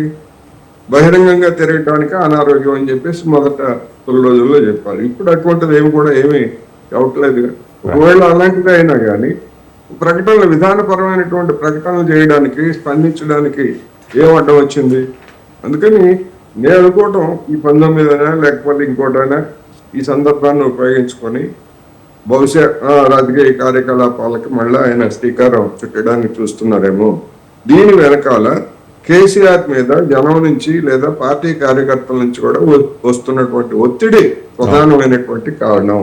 ఎందుకు అంటే ఆయన రాకపోయేట్లయితే బీఆర్ఎస్ నాయకులు మన శ్రీనివాస్ గారు లాంటి వాళ్ళు లేదా మరొకళ్ళు కూడా డిఫెన్స్ లో పడిపోయేటువంటి అవకాశాలు రోజు రోజుకు పెరుగుతున్నాయి. దాంతో పాటు స్థానిక సంస్థల ఎన్నికలు అనేటువంటివి కూడా రాబోతున్నాయి కనుక అనివార్యమైనటువంటి పరిస్థితుల్లో ఆయన ఏదో ఒకటి తేల్చుకోవాల్సినటువంటి పరిస్థితి వచ్చిందనేది నా అభిప్రాయం. ఇక్కడ మిగిలినటువంటి వైఫల్యాలు వాటి గురించి రోజు చర్చించుకునేటువంటి అంశాలే. వాటి గురించి మరో సందర్భంలో మనం చెప్పుకోవచ్చు. కేసీఆర్ మళ్ళా రంగ ప్రవేశం లేదా రాజకీయ ప్రవేశం ఎట్లా ఉంటుంది ఏమిటనేటువంటిది వచ్చిన తర్వాత మనం డెఫినెట్ గా దాని గురించి మాట్లాడతాం. రైట్. నగేష్ గారు, నగేష్ గారు అంటే ఏదైతే ఒక బీఆర్ఎస్ 10 సంవత్సరాల అధికారంలో ఉందో కొంచెం లోటుపాట్లు ఉండొచ్చు, లేకపోతే వైఫల్యం ఉండదు. ఇంతకుముందు మనకి కోటేశ్వరరావు గారు చెప్పారు, ఏదైతే ధరణి అవ్వచ్చు, లేకపోతే కాళేశ్వరం అవ్వచ్చు, లేకపోతే పథకాలు ఏవైతే దళిత బంధు అవ్వచ్చు, బీసీ బంధు అవ్వచ్చు, కొంతమందికి వచ్చి చేసినటువంటి ప్రయత్నాలు కొంతమందికి అయితే మాత్రం అవి అందలేదు. సరే, విమర్శల కారణంగా ఓటమి చవి చూశారు ప్రజల్లో. మరోపక్క భూ కబ్జాలని రకరకాల ఆరోపణలు చేశారు. కానీ ఇప్పుడు వచ్చిన తర్వాత కాంగ్రెస్ ప్రభుత్వం అధికారంలోకి వచ్చిన తర్వాత ప్రజలకి ఇవ్వాల్సినటువంటి ఏవైతే ఉన్నాయో 100 రోజుల్లో అమలు చేస్తామని చెప్పినటువంటి ఆ పథకాలు ఇప్పటికి కూడా కొన్ని అమలు కానటువంటి పరిస్థితి. తులం బంగారం అన్నారు, ఇంతవరకు అమలు కాలేదు. వీటన్నిటి ఇవన్నీ కూడా బీఆర్ఎస్ వాళ్ళు ప్రచారాస్త్రాలు ఉపయోగించుకోవాలి. ఫస్ట్ థింగ్ దానికి మనం అప్రిషియేట్ చేయాల్సింది 2 ఫ్యాక్ట్స్ అండి. ఈ పాలసీస్ డిలే ఇట్లా బీఆర్ఎస్ ఇలా మిస్యూజ్ చేసుకుని దానికి అడ్వాంటేజ్ తీసుకుంటుంది అన్న క్వశ్చన్కి ఆన్సర్ ఇస్తా. కానీ ప్రేయర్ టు దట్ మనం ఇందాక బొత్స శ్రీనివాస్ అన్న మాట్లాడుతూ ఉంటే అన్నారు మేము పార్ట్ అయ్యాము సర్వేలకి అని. No, they were not a part of survey. BRS ఏ నేత, బీఆర్ఎస్ నుంచి పార్టీ నుంచి ఉన్న ఏ నేత గారు ఎవరైనా సరే ఈ సర్వేకి పార్ట్ కాలేదు. ఎందుకు కాలేదు అంటే మేబీ వాళ్ళ రేషియో, నాయకుల రేషియో కొంచెం నంబర్స్ రూపంలో తక్కువ ఉంది కాబట్టి ఆ రేషియో చూసుకుంటే వాళ్ళు వార్డ్ మెంబర్ కూడా అర్హులు గారు కాబట్టి వాళ్ళ ఆస్పిరేషన్ చీఫ్ మినిస్టర్ దేశ్కి నేత ఉంది కాబట్టి ఇది అగెనెస్ట్ మా ఫిలాసఫీ ఉంది కాబట్టి వాళ్ళు అందులో సర్వేలో పార్ట్ కాకపోవచ్చు. అది అన్న శ్రీనివాస్ అన్న గ్రహించాలి. కానీ నేను మళ్ళొక మాట చెప్తున్నా, మీ కాంగ్రెస్ పార్టీ నుంచి వచ్చే రిప్రజెంటేటివ్ ఎవరైనా మీ అసమర్థతకు మీరు కులగణన పూర్తి స్థాయిలో నిర్వహించలేకపోయినందుకు బీఆర్ఎస్ పార్టీని కనుక మీరు కారణం చేస్తే బీఆర్ఎస్ విజయంగా ప్రజలు చూస్తారు. మీ ఇదేనా మీరు చెప్పాలని శ్రీనివాస్ అన్న ఇప్పుడు క్వశ్చనేర్ ఇవ్వాలి మీరు, కానీ అది కాదు కౌంటర్ తీసుకోవాల్సింది. Let me counter you. ఇప్పుడు మీరు అన్నదానికే నా ఆన్సర్. మీరు సర్వే ఇన్ప్రాపర్ అనడానికి మీ దగ్గర వ్యాలిడ్ రీజన్స్ ఒక 5-6 చెప్పండి, దానికి ఆన్సర్ నేనే చెప్తా. చెప్పండి అన్న. 2014లో కుటుంబ సర్వే నిర్వహించాము, సమగ్ర కుటుంబ సర్వే నిర్వహించాము. అందులో ఇచ్చాము. కానీ మేము ఆన్లైన్ లో పెట్టాము, మీరు చూసుకుంటున్నారు. దాని ప్రాతిపదిక ఆధారంగానే అక్కడ అసెంబ్లీలో సభ్యులు కూడా ప్రస్తావించారు. ప్రజల ముందు పెట్టాలి, అసెంబ్లీలో పెట్టాలి, దానికి వ్యాలిడిటీ జియో ఆర్డర్ ఇవ్వాలి, దాని పర్పస్ ఏంటి, దానికి సోషల్ అదే చెప్పానుగా సోషో ఎకనామికల్ పొలిటికల్ రైట్స్ అందించిర్రా, ఆ కోణంలో వీళ్ళు పనిచేసిర్రా అన్నది చూపించాలి. ఇంటర్నెట్ లో పెట్టానంటే చేసినటువంటి కుటుంబ సర్వేకి వాల్యూ లేదు. డెఫినెట్ గా లేదు. వాల్యూ ఉంటే దానికి రిఫరెన్స్ తీసుకొని ఈ సర్వేని మీరు కంపారిజన్ చేసుకోండి. ఈ సర్వేని మనం ఎలా 150 హౌసెస్ ఇచ్చి, నోడల్ ఆఫీసర్స్ ఇచ్చి, పిఆర్లు, రిప్రజెంటేటర్లు అరేంజ్ చేసుకొని దానికి యథావిధిగా కంటిన్యూస్ గా 150 ఆ హౌస్ హోల్డ్ ఏవైతే ఉన్నాయో సర్వేకి పార్ట్ అవ్వాలని 1కి 5 సార్లు పిఆర్ రిప్రజెంటేటర్ తిరిగారు, సర్వేలు తీసుకున్నారు. అంత కాషియస్నెస్ గా జరిగింది ఇది. కానీ ఇందాక మీరు అంటున్నారు చూడండి, ఇంటర్నెట్ లో పెట్టారు బీఆర్ఎస్ చేసిన సర్వే. ఇంటర్నెట్ లో పెడితే చెవులో పువ్వు పెట్టినట్టే అండి. వాస్తవానికి గ్రౌండ్ రియాలిటీ ఇంప్లిమెంటేషన్ ప్రాసెస్లో రావాలి, న్యూమరేషన్ ప్రాసెస్లో రావాలి. 56% ఇదే రాష్ట్ర జనాభాలో బీసీలు ఉన్నారని తేల్చి చెప్పారు. అందులో 10% ముస్లిం సోదరులు ఉన్నారని చెప్పారు. ఎకనామిక్ స్టాండర్డ్ చెప్తున్నారు. అంత క్షుణ్ణంగా జరిగిన సర్వేలో వీళ్ళ బాధ ఏందంటే కొంచెం తప్పింది, రేషియో తగ్గింది అంటే అవునండి ఆ సమయానికి ఓవర్సీస్లో ఉండొచ్చు, ఒకరు వాలంటరీ సోషల్ స్టిగ్మాలో సర్వేలో పార్ట్ కాకపోవచ్చు, మీ మిస్ఇన్ఫర్మేషన్, మీ మిస్ఇన్ఫ్లుయెన్స్ వల్ల కొందరు పార్ట్ కాకపోవచ్చు, ఇవన్నీ ఉన్నాయిగా. మళ్ళీ రీసర్వే జరుగుతుందిగా. ఇప్పుడు మీరు ఎవరైతే అర్హులు ఉన్నారో వాళ్ళకి ప్రమోట్ చేయండి. సర్వే అద్భుతంగా జరుగుతుంది, అది జరుగుతుంది. కానీ ఇది ఉద్యమంలో ఓన్లీ మూమెంటరీ థింగ్ అండి, స్టార్టింగ్ ఇది. కానీ దీని తర్వాత బీసీ సమాజం కావచ్చు, ఎస్సీ సమాజం కావచ్చు, ఎస్టీ సమాజం కావచ్చు పొలిటికల్ రైట్స్ డిమాండ్ చేస్తాయి, సోషల్ రైట్ డిమాండ్ చేస్తాయి, లీడర్షిప్ క్వాలిటీస్లో మెయిన్ స్ట్రీమ్ డెవలప్మెంట్లో వస్తాయి. అప్పుడు బీఆర్ఎస్, ఈ ప్రాంతీయ పార్టీలు ఎవరైతే ఉన్నారో, ఎక్కడైతే అటోక్రాటిక్ బిహేవియర్ ఉందో, డెమోక్రటిక్ వాల్యూస్ ఉండవో, ఆ పార్టీని మాత్రం ఎట్టకేలకు తెలంగాణ సమాజ ప్రజలు నమ్మరు, బీసీ సమాజమే నమ్మదు. ఇప్పుడు అన్నగారు, శ్రీనివాస్ అన్నగారు అంటున్నారు చూడండి, అసమర్థత అని. చెప్పండి రీజన్స్ ఏంది, ఒక 5-6 చెప్పండి. ఎక్కడ ఈ సర్వే డిఫాల్ట్ అయింది ఒకసారి చెప్పండి. దానికి ఆన్సర్ లేదు, ఏదో చేత ఇష్టం వచ్చిన స్టేట్మెంట్. శ్రీనివాస్ గారు చెప్పండి. ఏంటి అంటే 2014లో నిర్వహించినటువంటి కుటుంబ సర్వే ఏది దాని ప్రామాణికం అయితే లేదు, వాళ్ళు చెప్తున్నారులే కానీ దానికి ప్రామాణికం ఏంది, ఎక్కడైనా చట్టబద్ధత కల్పించారా? మేము ఆ బీసీల 42% ఇస్తామన్నటువంటి రిజర్వేషన్కి చట్టబద్ధత కల్పించడం కోసం మేము చేస్తున్నటువంటి ప్రయత్నాలకి తూట్లు పొడిచేటటువంటి ప్రయత్నాలు ఇవి అని చెప్పేసి నగేష్ చెప్తున్నారు. సార్ ఇప్పుడు నేను ఒక చిన్న ప్రశ్న అడుగుతున్నా. బీఆర్ఎస్ పార్టీ గనక 42% బీసీలకు రిజర్వేషన్ అమలు చేస్తే, తూట్లు పొడిస్తే బీఆర్ఎస్ పార్టీకి కలిగే లాభం ఏంటి? బీఆర్ఎస్ పార్టీ కార్యనిర్వాహక అధ్యక్షులు, మాజీ మంత్రి, శాసనసభలో ఎమ్మెల్యేగా కేటీఆర్ గారు 1 గంట సేపు అరిచింది. ఎంసీఆర్డి నెట్ లో ఇది ఉంది. బీజేపీ గౌరవ శాసనసభ్యులు ఎమ్మెల్యే పాయల్ శంకర్ గారు అక్కడి నుంచే తీసుకొని మాట్లాడుతున్నారు. దాన్ని ప్రామాణికంగా తీసుకొనే దీన్ని కంపేర్ చేస్తున్నారు. ప్రభుత్వ బీసీ గణాంకాల ఆధారంగా కూడా మీరు చేసినటువంటి ఏదైతే కులగణన ఉందో అది కూడా బేరీజు వేసుకుంటే 5% తగ్గిపోయింది అని చెప్పింది. దీనికి ఇంకా ఇంతకంటే మేము రుజువర్తన ఇవ్వాల్సిన అవసరం ఏంటి? ఇది పోగా వరంగల్లో ఇక్కడ కొంచెం తప్పు ఉంది. పెద్ద మీటింగ్ ఎమ్మెల్సీ ఏమన్నారు, అది పనిష్మెంట్ జరుగుతుంది, అది హైకమాండ్ డిసైడ్ చేస్తుంది. రవి గారు, నా కోణం ఇక్కడ నంబర్స్ రూపంలో మిస్ఇన్ఫర్మేషన్ ఇస్తున్నారు శ్రీనివాస్ కంప్లీట్ నేను ఒక చిన్న మాట చెప్తాను. చెప్పండి. నేను ఆయన మాటలనే పరిగణలోకి తీసుకోను. ఎందుకు అంటే indiscipline man, first leave him. ఒక మాట, ఎందుకంటే ఆయన ఎమ్మెల్సీ అయ్యుండి మీకు బీసీ కులగణన తప్పుల తడక జరిగింది, సరిగ్గా జరగలేదు, ఏమేమో మాటలు మాట్లాడండి. ఆయనకు ఒక న్యూస్ ఛానల్ ఉంది, ఆ ఛానల్ ముందుకు వచ్చి ఇష్టం ఉన్నట్టు మాట్లాడండి. మళ్ళీ మీకు ఇంకా మీకు దీంట్లో ఆపోజిషన్ బీఆర్ఎస్ పార్టీ తప్పు తీస్తుంది, మేమేదో ఇంప్లిమెంట్ చేస్తాం. మీరు శ్రీనివాస్ గారు ఇంతకు ముందు అన్నారు కొంచెం వాక్చాతుర్యం కానీ లేకపోతే ఏదైనా సరే మాట్లాడే స్వేచ్ఛ కాంగ్రెస్ పార్టీలో ఉంటుంది ఎక్కువగా, ప్రాంతీయ పార్టీలో తక్కువ ఉంటుంది అనే ఆ ఉద్దేశంతో ఆయన బీసీలపై అవ్వచ్చు, లేకపోతే ఆయన ఒక సొంత అభిప్రాయాన్ని వ్యక్తం చేసి ఉండొచ్చు.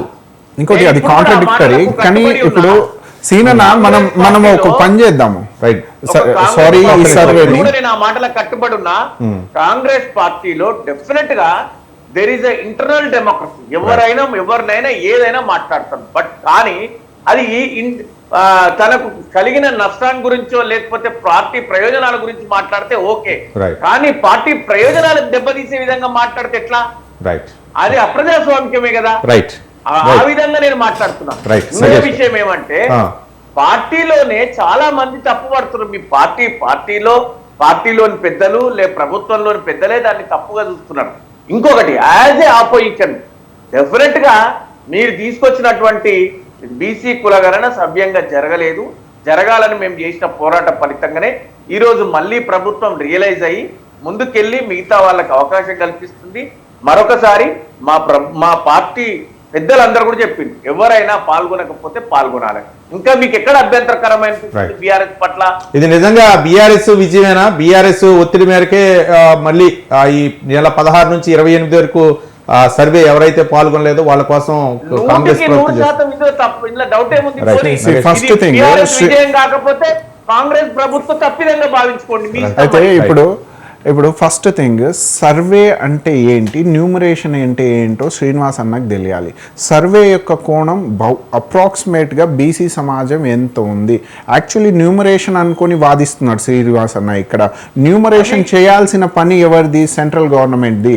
2011లో అయింది, ఇంతవరకు అయితే Right. బీజేపీ అంటే గవర్నమెంట్ ఈ ఫెయిల్ అయింది. subject కానీ కాకపోయినా సరే దీని మీద చర్చిస్తున్నాం. కానీ దీనికి అసలు వాస్తవానికి చట్టబద్ధత ఇది పార్లమెంట్ లో ఆమోదం పొందాలా లేకపోతే కేంద్ర ప్రభుత్వం ప్రామాణికంగా దీనికి చట్టబద్ధత కల్పించాలని చెప్పేసి చాలా మంది మన కోటేశ్వరరావు గారు లాంటి నిపుణులందరూ కూడా చెప్తున్నటువంటి అంశం విశ్లేషకులు. డెఫినెట్ గా ఇప్పుడు మీరు బీసీ సమాజం పార్లమెంట్ కు పంపించి అక్కడ ఆమోదం పొందకపోతే అదిగో మేము పంపించాం కాబట్టి బీజేపీ ఎన్డీఏ సర్కారు ఆమోదం పొందలేదన్న ఉద్దేశంతో మళ్ళీ వాళ్ళ మీద నెప్పనెట్టే అవకాశాలు ఉన్నాయా? సారీ అండి, నేను సారీ టు సే యూ. ఇప్పుడు రవి గారు, నేను ఇప్పటికీ చెప్తున్నా, కోటేశ్వరరావు గారికి అర్థమవుతూ ఉంటుంది, ఇది న్యూమరేషన్ డిఫరెంట్ దెన్ సర్వే. సర్వేలో approximation of the ratio number కి దగ్గర వెళ్తాము. ఇంకోటి, ఈ సర్వే చేయడానికి రీజన్ ఏంటంటే కాంగ్రెస్ పార్టీ చిత్తశుద్ధిగా దీనికి ఇంప్లిమెంటేషన్ లో పొలిటికల్ రైట్స్ అందించే కోణంలో పనిచేస్తుంది, సోషల్ రైట్ అందించే కోణంలో పనిచేస్తుంది. కానీ రిజర్వేషన్ కి వచ్చేసరికి రిజర్వేషన్ ఒకవేళ మేము కల్పించినా అది యాజ్ పర్ మందల్ కమిషన్ అది ఫెయిల్ అయ్యే ఛాన్సెస్ ఉంది. కానీ అక్కడ బీజేపీ సెంట్రల్ గవర్నమెంట్ లో చిత్తశుద్ధిగా బీసీ సమాజానికి ఏమైనా న్యాయం చేయాలి అనుకుంటే 85 to 90% జనాభాకి న్యాయం చేయాలనుకుంటే వాళ్ళు ఆ రిజర్వేషన్ థ్రెషోల్డ్ అనేది లెవెల్ మార్చాలి. 50-50 కాకుండా 50 ఓపెన్ లో 50% రిజర్వేషన్ కేటగిరీస్ కాకుండా జిత్నీ ఆబాదీ ఉత్నా హక్ అని లాస్ట్ 10 years నుంచి రాహుల్ గాంధీ గారు ఏదైతే చెప్తున్నారో సంవిధానం చేతిలో పెట్టుకొని దానికి చిత్తశుద్ధిగా బీజేపీ రిజర్వేషన్ రేషియోస్ మార్చగలదా పార్లమెంట్ లో? ఆ పవర్ వాళ్ళ దగ్గరనే ఉంది, పార్లమెంట్ లో నంబర్స్ వాళ్ళ దగ్గర ఉంది కాబట్టి. కానీ ఇక్కడ శ్రీనివాస్ అన్నకి, బీఆర్ఎస్ సోదరులకి, బీఆర్ఎస్ నేతలకు అందరికీ క్లారిటీ రావాల్సింది ఏంటంటే ఇది సర్వే, న్యూమరేషన్ కాదు. మీ తలకాయలు ఎక్కడ పెట్టుకున్నారు? సబ్జెక్ట్ అవగాహన ఉండి మాట్లాడాలి. సర్వేలో ఏంటంటే బహుశా ఇంతమంది ఉంటారు జనాభా సంఖ్య, అది ఎలాగైనా చేయవచ్చు. ఇంకో శాంపుల్ సర్వే అయితే 10 మందిని తీసుకొని రిమైనింగ్ థింకింగ్ ఇలా ఉండొచ్చు అంటారు. కానీ ఇది ఇంటింటికి వెళ్ళి తీసుకెళ్ళిన సర్వే. ఈ సర్వేలో అప్రాక్సిమేషన్ వచ్చింది 56% ఏది బీసీ సమాజం ఉందని. మీరు 2011 సెన్సస్ చూసుకుంటే 15% తెలంగాణ సమాజంలో బీసీలు ఉన్నారు, ఇప్పుడు 17% కి మారింది. అంటే డెఫినెట్ గా అది ఇంక్రీజ్ అయ్యింది, కరెక్ట్ గా మ్యాచ్ అవుతుంది అప్రాక్సిమేట్ గా. మళ్ళీ నేను ఈ డిబేట్ లో నా క్వశ్చన్ కోటేశ్వరరావు గారితోనే, కోటేశ్వరరావు గారు మీరు ఇక్కడ గ్రహించాల్సింది ఏంటంటే సర్వేకి ఈ న్యూమరేషన్కి డిఫరెన్స్ ఉంది, అది కొంచెం వివరంగా చెప్పండి. ఇంకోటి, ఈ గవర్నమెంట్ అడ్వాంటేజెస్ చెప్తాను, నేను డిఫరెన్స్ బిట్వీన్ బీఆర్ఎస్ కూడా చెప్తాను, వైఫల్యం లేదో వాళ్ళది. ఈ గవర్నమెంట్కి ఓ క్యారెక్టర్ ఉంది, ఒక కైండ్ ఆఫ్ క్వాలిటీ ఉంది. గవర్నమెంట్ ప్రభుత్వ భూములు కావచ్చు, భూదాన్ భూములు కావచ్చు అమ్ముకొని తీసుకొచ్చి డెవలప్మెంట్ అన్న పేరుతో కావచ్చు, రైతు బంధు అన్న పేరుతో 100 ఎకరాలు ఉన్న వాళ్ళకి ఇయ్యలేదు. ఈ గవర్నమెంట్ సంపాదన సృష్టించడానికి 1,78,000 crore బయట నుంచి ఎఫ్డిఐ రూపంలో తీసుకొచ్చింది. ఉన్న ఏదైతే ఆర్థికంగా బరువు ఉన్న రుణమాఫీ ఇస్తుంది, రైట్, పెన్షనర్స్ ని క్రియేట్ చేస్తుంది, రేషన్ కార్డు న్యూమరేషన్ చేస్తుంది. ఎందుకు? సమాజం నిర్మాణం కోసమే కొంత చాలా ఉంది. కానీ డిలేడ్ ప్రాసెస్ లో ఇంకోటి physical responsibility budget management act అనేది ఉంటది. శ్రీనివాస్ అన్నకు అది తెలియదు, దానికి డిసిప్లిన్ గా పనిచేస్తుంది. ఒకప్పుడు ఉన్న బీఆర్ఎస్ పార్టీ లాగా కాదు, అరుస్తే అర్థం కాదు, అరుస్తే సమాజం మిస్ఇన్ఫర్మేషన్ పోతుంది. నేను మాట్లాడుతున్నాను కంటిన్యూస్ గా మాట్లాడితే కాదండి. ఉద్దేశం ఏదైనా ప్రదేశం ఒకటే. మీరు కులగణన అయినా జనగణన అయినా దాంట్లో పెద్ద డిఫరెన్స్ ఏం లేదు, పేరు ఒకటే డిఫరెన్స్. చాలా డిఫరెన్స్ ఉందన్నా, చాలా డిఫరెన్స్ ఉంది. మీరు అలా చెప్పొద్దు. మీరండి, ఇప్పుడు మీరు చెప్పారు కదా, దాంట్లో కులగణనకి జనగణనకి ఏదైనా గణననే, ఏదైనా యూ టార్గెటెడ్ బీసీ. కులగణనలో you targeted BC, but you will get all the details. మీరు ఇచ్చినటువంటి 60 క్వశ్చన్స్ లో అన్ని క్వశ్చన్స్ లో ప్రతి ఒక్కరిని ఏ కులం అని అడిగారు కదా, బీసీనా కాదా అని ఒకటే కాలం పెట్టలే కదా. మీ క్వశ్చన్ ఏంటి కరెక్ట్ గా చెప్పండి నాకు. మీరు ఏం చెప్పాలనుకుంటున్నారు? కోటేశ్వర గారు ఏంటి అంటే, ఇటు బీఆర్ఎస్ అటు కాంగ్రెస్ ఈ బీసీలని ఎన్కాష్ చేసుకోవాలనుకుంటుందా రేపు జరగబోయేటటువంటి సభలో కానీ, లేకపోతే ఏదైనా సరే కేసీఆర్ అంటే ప్రధాన అస్త్రంగా బీసీలపై కూడా ఆయన మాట్లాడే అవకాశాలు ఉన్నాయంటే టాక్ వినిపిస్తుంది. ఇప్పుడు గతంలో బీఆర్ఎస్ ప్రభుత్వం చేసినట్టు చెప్తున్నటువంటి సర్వే కానీ, లేదా ఇప్పుడు రేవంత్ రెడ్డి సర్కారు చేసినటువంటి సర్వే కానీ, రెండు సమగ్రమైనవి కాదు అనేది నేను చెప్పదలుచుకున్నాను. ఎందుకంటే గత సర్వే గురించి అసలు వివరాలు బహిరంగపరచలేదు.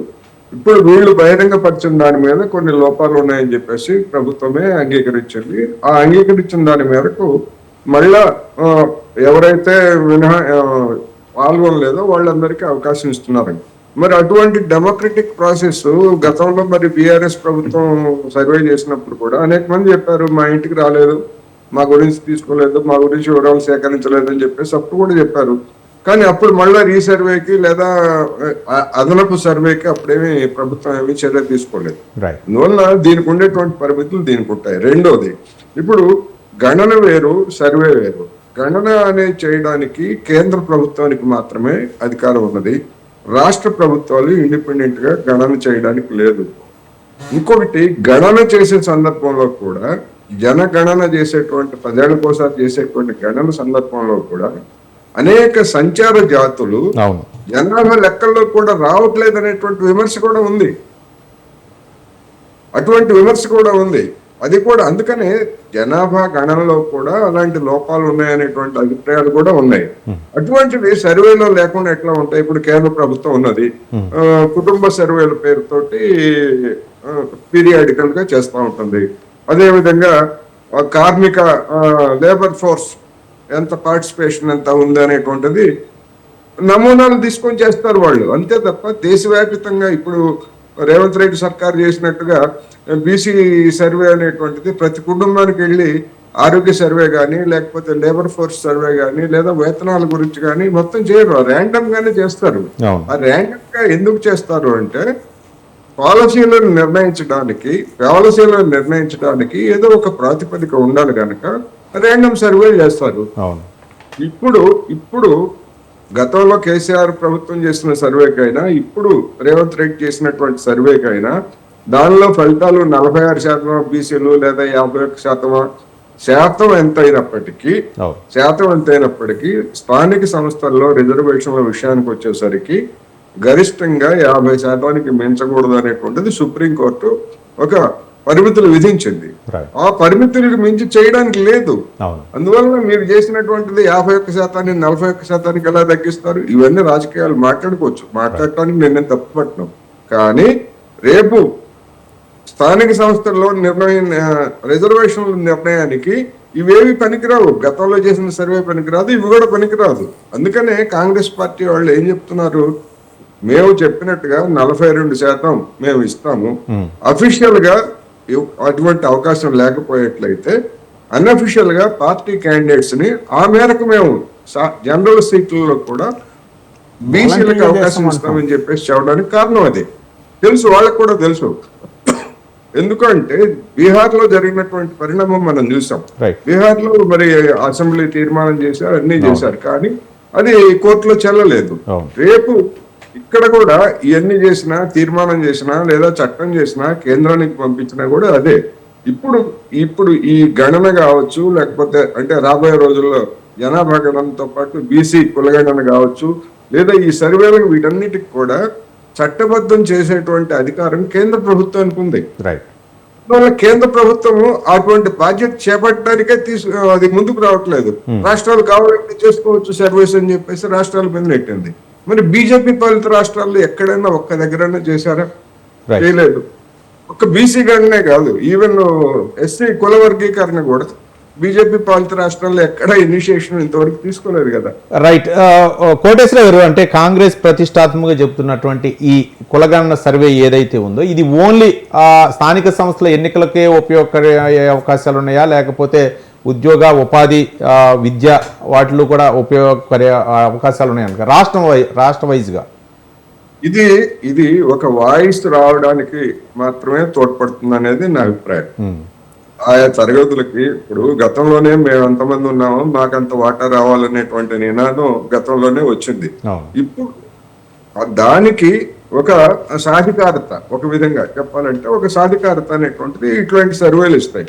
మరి అంతకు మించి 50%కి మించి మిగతా రిజర్వేషన్స్ కానీ లేకపోతే స్థానిక సంస్థల్లో కావచ్చు లేదా విద్యా ఉద్యోగాల్లో కావచ్చు రిజర్వేషన్లు ఇచ్చేట్లయితే మళ్ళా అవి కోర్టులు. ఎందుకంటే అది ఆల్ ఇండియా ప్రాతిపదికన నిర్ణయించినటువంటి దానికి భిన్నంగా కనుక ఎక్కడైనా జరిగేట్లయితే తమిళనాడులో ఉన్నటువంటి కొన్ని చారిత్రక ప్రత్యేక పరిస్థితుల్లో అక్కడ రాజ్యాంగ రక్షణ కల్పించారు కనుక మిగతా దేశంలో ఉన్నదానికంటే అక్కడ రిజర్వేషన్ ఎక్కువ ఉన్నది. ఎంబీసీ పేరుతో ఒక ప్రత్యేకమైన రిజర్వేషన్, బీసీ పేరుతో ఒక ప్రత్యేకమైన రిజర్వేషన్ ఉన్నాయి. అందుకని అటువంటిది ఏదన్నా కల్పించాలి అంటే అది ఎవరు చేయాలంటే పార్లమెంట్ మాత్రమే చేయాలి. ఆ పార్లమెంట్ లో అత్యధికమైనటువంటి మెజారిటీ ఉన్నటువంటి సమయంలో మరి నరేంద్ర మోడీ గారు కానీ లేదా సామాజిక న్యాయం గురించి చెప్పేటువంటి బీజేపీ గారిని చేయలేరు. ఇప్పటికైనా సరే దానికి సంబంధించినటువంటి ప్రతిపాదన కేంద్ర ప్రభుత్వం పెట్టేట్లయితే మిగిలినటువంటి పార్టీల యొక్క రంగు ఏమిటో తెలుస్తుంది. దానికి అనుకూలంగా ఎవరున్నారు, వ్యతిరేకంగా ఎవరున్నారు అనేటువంటిది తెలిసిపోతుంది. మరి ఎందుకని పెట్టట్లేదు బీజేపీ? ఇది ప్రశ్న. రైట్ నగేష్ గారు అంటే ఇది సబ్జెక్టు కాకపోయినా సరే ఇది వచ్చింది కాబట్టి మాట్లాడుతున్నాం. రైట్. కానీ ఈ మధ్య కాలంలో ఈ పార్టీ ఫిరాయించినటువంటి ఎమ్మెల్యేలు కాంగ్రెస్ ఆహ్వానించిందా లేకపోతే ఆకర్ష పేరుతోటి లేకపోతే వాళ్ళంతటికి వచ్చినా ఇది సుప్రీం దాకా వెళ్ళింది. మళ్ళీ రాబో ఉప ఎన్నికల్లో బీఆర్ఎస్ఏ గెలుస్తుంది ఈ 10 నియోజకవర్గాల్లో అని చెప్పేసి గులాబీ బాస్ కేసీఆర్ అన్నటువంటి వ్యాఖ్యలను ఏ విధంగా చూడొచ్చు? ఆయనకు ఉందా లేకపోతే హింట్ ఉందా లేకపోతే కార్యకర్తల్లో ఉత్సాహం నింపడం కోసం నియోజకవర్గాల్లో ఈ 10 నియోజకవర్గాల్లో ఉత్సాహం నింపడం కోసం చేసినటువంటి ప్రయత్నం? వాస్తవానికి తలకాయ లేని మాటలు ఇవన్నీ. ఇప్పుడు సుప్రీంకోర్టుకి వెళ్ళినా ఎవరైతే పార్టీ క్రాస్ అయ్యి మా పార్టీ గవర్నమెంట్ కాన్ఫిడెన్స్ మీద మా దగ్గరికి చేరారో ఆ 10 మెంబర్స్కి డిస్క్వాలిఫై అంటే బై ఎలక్షన్ రావాలంటే it's ultimate decision by speaker. ఫ్లోర్కి లీడర్ అంటే ఫ్లోర్లో సుప్రీం ఆయనే. ఆయన డిసిషన్ మీద సుప్రీంకోర్టు ఏమైనా చెప్పాలనుకుంటే మీరు కొంచెం తొందర చేయండి ఆ సమయం అని అంటారు, కానీ కంపల్ చేయలేదు ఆయనకి. బికాస్ హీఈస్ ఏ సుప్రీం, అసెంబ్లీకే హౌస్కే సుప్రీం ఆయన. So it's a discretionary to speaker. అది ఇప్పటికీ జరగదు. వాస్తవానికి ఒకప్పుడు బీఆర్ఎస్ పార్టీ సేమ్ కార్యాచరణ తీసుకుంది. మీరు ఎగ్జాంపుల్ హిస్టారికల్లే చూద్దాము. వాళ్ళు కొందరిని ఒక్కొక్కరిని ఏది 3/2 స్ట్రెంత్ వచ్చేంత వరకు వాళ్ళు తీసుకున్నారు. తర్వాత లీగల్గా మేము ఉంది అన్నట్టు చూపించుకున్నారు. ఇక్కడ కూడా అదే స్ట్రాటజికల్ మూవ్ ఫాలో అవుతారు. ఎందుకంటే ఈ స్ట్రాటజీ మాకు అవసరం లేదు, కాకపోతే ఈ స్ట్రాటజీ వాళ్ళు ఉపయోగించారు కాబట్టి మాకు ఈరోజు టూల్ లాగా సపోర్ట్ అవుతుంది. ఎందుకు అంటే బీజేపీ ఏమంటుంది, 3 నెలల్లో ఈ ప్రభుత్వం కూలిపోతుంది, ఈ ప్రభుత్వం ఎక్కువ రోజులు ఉండదు అని బీఆర్ఎస్ అనడం. వీళ్ళిద్దరు కుంభక్కై ఆల్రెడీ మధ్యప్రదేశ్లో కావచ్చు, గోవాలో, మహారాష్ట్రలో అలాంటి సంఘటనలు చేశారు వీళ్ళు ఏక్నాథ్ షిండే రూపంలో. సో సేఫ్ సైడ్గా ఓ సెకండ్ ప్లాన్, అది strategical move by Congress party high command. ఇది అద్భుతంగా ఒక రకంగా మెచ్చుకోవాల్సిన అవసరం కదా. పార్టీ ఫిరాయింపుల లేదు, స్ట్రాటజీకి నేను అంటున్నా. పార్టీ ఫిరాయింపులకు మేము ఫస్ట్ నుంచే అగైనెస్ట్. మా పీసీసీ నుంచి సీఎం అయిన మా సీఎం గారు కూడా ఒక్కప్పుడు వ్యాఖ్యలు చూస్తే మేము చాలా అడ్డమెంట్ దానికి. కానీ మేము వాళ్ళు యూజ్ చేసిన అప్రోచ్ ఏదైతే ఉందో మేము దానికి టూల్ లాగా యూజ్ చేస్తున్నాము. ఎందుకంటే సెంట్రల్లో బీజేపీ ఉంది, బీఆర్ఎస్కి వీళ్ళకి ములాఖాత్ ఉంది ఢిల్లీ నుంచి గల్లీ వరకు. సో ఈ కోణంలో వీళ్ళు అనే స్టేట్మెంట్ కూడా అక్కడ కిషన్ రెడ్డి కావచ్చు, బండి సంజయ్ కావచ్చు, కేసీఆర్ గారు కావచ్చు, కేటీఆర్ గారు కావచ్చు, హరీష్ రావు గారు కూడా అన్నారు. ఏమన్నారు, 3 నెలల కన్నా ఎక్కువ ఉండదు, సంవత్సరం లోపల కుళ్ళిపోతుంది. అలాంటప్పుడు నంబర్స్ ఉన్న కొంచెం అపోజిషన్ని వీక్ చేయాల్సిన అవసరం ఉంది నంబర్స్ రూపంలో అన్న కోణంలో తీసుకున్న స్ట్రాటజీ ఇది. It's a mature political move, tit for tat, అంతే తప్ప దానికి కేటీఆర్ గారు వాస్తవానికి బై ఎలక్షన్ వస్తాయి అంటే అది ఎవరినో వాళ్ళ క్యాడర్ని ఏదో పిచ్చులు చేస్తున్నారేమో అంటారు కదా. సారీ టు శ్రీనివాస్ గారు మీట్లో ఉన్నారండి, మీట్ తీసుకున్నారు. రవి గారు, ఇప్పుడు వాస్తవమే బీఆర్ఎస్ పార్టీ గతంలో కాంగ్రెస్ పార్టీ నుంచి తీసుకుంది యాజ్ పర్ ద లీగల్ ఏంటంటే ఇప్పుడు కూడా ఆ చట్టం ఏం మార్చలే, ఇంకా అదేం అమెండ్ కాలే. అమెండ్ అయిన రాజీవ్ గాంధీ గారు తీసుకొచ్చిన తర్వాత అమెండ్మెంట్ తోని వాజ్పేయి గారు అమెండ్మెంట్ తోని ఏంది దాని 2/3 విలీనం అవ్వచ్చు, లేదా పార్టీ మొత్తం ఎంతమంది ఉన్నా విలీనం అవ్వచ్చు. అది యాక్సెప్టబుల్, ఒకరున్నా ఇద్దరు. ఇప్పుడు కూడా supreme court will give the directions to the restricted period లో డైరెక్షన్ ఇస్తుంది. అందుకే భయపడుతున్నారు ఆ 10 మంది కూడా. అందులో మీరు చూస్తున్నారు, మనము పటాన్చెరు ఎమ్మెల్యే మైపాల్ రెడ్డి గారు కానీ, లేదా రాజేంద్ర నగర్ ఎమ్మెల్యే ప్రకాష్ గారు కానీ, గాంధీ గారు కానీ, వాళ్ళందరూ మీరు చూడండి, వాళ్ళు ఎవరు కూడా మేము కాంగ్రెస్ అని చెప్పటం లేదు, కాంగ్రెస్ మీటింగ్లకు వెళ్ళట్లేదు. బీఆర్ఎస్ మీటింగ్లకు కూడా రావట్లేదు. Right. వాళ్ళు ఎక్కడ కూడా చెప్పట్లేదు. వాళ్ళు ధైర్యంగా మేము కాంగ్రెస్ పార్టీ మన పార్టీలోకి వచ్చినప్పుడు, బీఆర్ఎస్ పార్టీకి కాంగ్రెస్ పార్టీలోకి వచ్చినప్పుడు మన పక్కన కూర్చున్నారు, మనతో పాటు ఉన్నారు, మన సమావేశాలకు వచ్చిండ్రు, బహిరంగంగా చెప్పుకున్నారు, పబ్లిక్ అనౌన్స్మెంట్స్ ఇచ్చారు. ఈ రోజు ఉన్న 10 మంది ఎమ్మెల్యేలు అన్నతోనే వాళ్ళు ఎక్కడ ఏమి చెప్పడం కూడా లేదు. ఒక్క నిమిషం శ్రీనివాస్ అన్న, నాదో డౌట్, 2/3 మెజారిటీ మీకు ఎట్ ఏ టైం వచ్చారా, లేక స్టార్టింగ్ 2, తర్వాత 1, తర్వాత 4 అలా వచ్చారా? ఒకసారి చూడండి, అది 1 year టైం నేను 2/3 ఎక్కడ రాలేదన్న గారు. ఇన్ఫాక్ట్ అలా చూస్తే మా దగ్గర 10 మంది ఎట్ ఏ టైం వచ్చిర్రు. నేను ఒక మాట చెప్తున్నా, నేను ఏమంటున్నా అంటే Congress is not went to any supreme court. ఆ రోజు కాంగ్రెస్ పార్టీ ఏ రోజు కూడా కాంగ్రెస్ పార్టీ అధిష్టానం కానీ కాంగ్రెస్ పార్టీ పెద్దలు కానీ ఎప్పుడు కూడా సుప్రీం కోర్టు వరకు ఆశ్రయించి మా పార్టీ మారిన ఎమ్మెల్యేల పైన చర్య తీసుకోవాలని అంత వేగంగా వెళ్ళలేదు, ధైర్యంగా గ్రౌండ్ వర్క్ కూడా చేయలేదు. ఇంకొక మాట చిన్న మాట ఏమంటే, రేవంత్ రెడ్డి గారు ముఖ్యమంత్రి గారు ఏమన్నారు, పార్టీ మారితే రాళ్లతో కొట్టాలన్నారు. రాహుల్ గాంధీ గారు ఏమన్నారు, పార్టీ మారితే రిజైన్ చేసి మారాలని. ఈ 2 అంశాల పట్ల నిబద్ధత కోల్పోయి ఉన్నారు. అది నిలబెట్టుకోండి. అది స్ట్రాటజీ మాది. Right Srinivas I'm not objecting. నేను కాంగ్రెస్ పార్టీ స్ట్రాటజీని ఏమంటలేను. బీఆర్ఎస్ పార్టీ కూడా ఈ రోజు కాంగ్రెస్ పార్టీ స్ట్రాటజీని ఏమో పెద్ద గొప్పగా చూస్తలేదు, కానీ ఏమంటలేదు. We have our own strategy. మా పార్టీకి ఒక స్ట్రాటజీ ఉంది. మేము సుప్రీం కోర్టు వరకు వెళ్ళినాము. Definitely supreme court foot step following. BJP వెళ్ళింది, బీజేపీ సుప్రీం కోర్టుకి వెళ్ళింది, సేమ్ బీఆర్ఎస్ వెళ్ళింది. కంప్లీట్ చేస్తా, నేను ఒక వన్ వర్డ్ లో కంప్లీట్ చేస్తా. బీఆర్ఎస్ పార్టీ కార్యనిర్వాహక అధ్యక్షులైన, బీఆర్ఎస్ పార్టీ అధ్యక్షులైన కేసీఆర్ గారైనా, కేటీఆర్ గారైనా, మా లీగల్ టీమ్ అయినా, హరీష్ రావు గారైనా, they are very confident that supreme కోర్టుకి వెళ్ళినటువంటి, నిజంగా బీఆర్ఎస్ సుప్రీం కోర్టుకి వెళ్ళింది, కానీ గతంలో సుప్రీం కోర్టుకి వెళ్ళిన దాఖలాలు కాంగ్రెస్ ప్రయత్నం చేయలేదు. రైట్ కోటేశ్వర గారు, చివరిగా మీ విశ్లేషణ. చివరిగా ఇప్పుడు దీనికి సంబంధించి సుప్రీంకోర్టు సూచన చేయగలదు తప్ప ఇప్పటి వరకు ఎక్కడ ఆదేశాలు జారీ చేసి స్పీకర్లను ఫోర్స్ చేసినటువంటి తీర్పులు కానీ పరిణామాలు కానీ లేవు. అందువల్ల బీఆర్ఎస్ నాయకులకి కాన్ఫిడెన్స్ ఉండొచ్చు, లేదా ఇంకోటి ఉండొచ్చు తప్ప లీగల్ గా చూసినప్పుడు ఇప్పటి వరకు అటువంటిది లేదు. అందుకనే ఇప్పుడు అటువంటి ఆబ్లిగేషన్ కూడా, అంటే సుప్రీంకోర్టు ఎంతకాలం మీరు నోటీసులు కనీసం ఇవ్వరా అన్నప్పుడు ఇచ్చారు. ఆ నోటీసులు కూడా ఫలానా తేదీలోగా అనేటువంటి గడువు కూడా నిర్ణయించలేదు. ఒకవేళ ఆ మేరకు ఇచ్చినా గానీ వాటిని పరిశీలిస్తున్నాం అనేటువంటి పేరుతోటి స్పీకర్ కార్యాలయము దాన్ని నిరవధికంగా పరిశీలన జరుపుతూనే ఉండే కాలయాపన చేస్తా ఉంటారు. 5 సంవత్సరాలు ఎన్నికలు వచ్చేదాకా ప్రొలాంగ్ అంతే కంటిన్యూ అవుతుంది.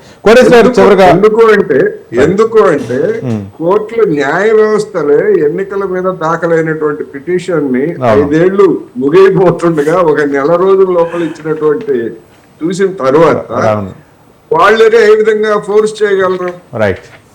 న్యాయ వ్యవస్థకే అటువంటి సమస్య ఉన్నప్పుడు, అందువల్ల ఇదంతా రాజకీయం. ఒక రాజకీయ పార్టీగా ఆ విధమైనటువంటి కాన్ఫిడెన్స్ వాళ్ళు ఇచ్చుకోవచ్చు. వీళ్ళకు ఉండేటువంటి కాన్ఫిడెన్స్ వీళ్ళకు ఉంటది, వీళ్ళ స్ట్రాటజీ వీళ్ళకు ఉంటది. రిక్వైర్డ్ నెంబర్ వచ్చేంత వరకు వీళ్ళు కూడా అదే చేస్తారు. కాకపోతే ఏమిటి అన్నప్పుడు అప్పుడు ఒక వెండి తెర మీద ఏం జరుగుతుందో చూడాల్సి వస్తుంది మనం. రైట్, థ్యాంక్ యూ కోటేశ్వర గారు, సీనియర్ జర్నలిస్ట్.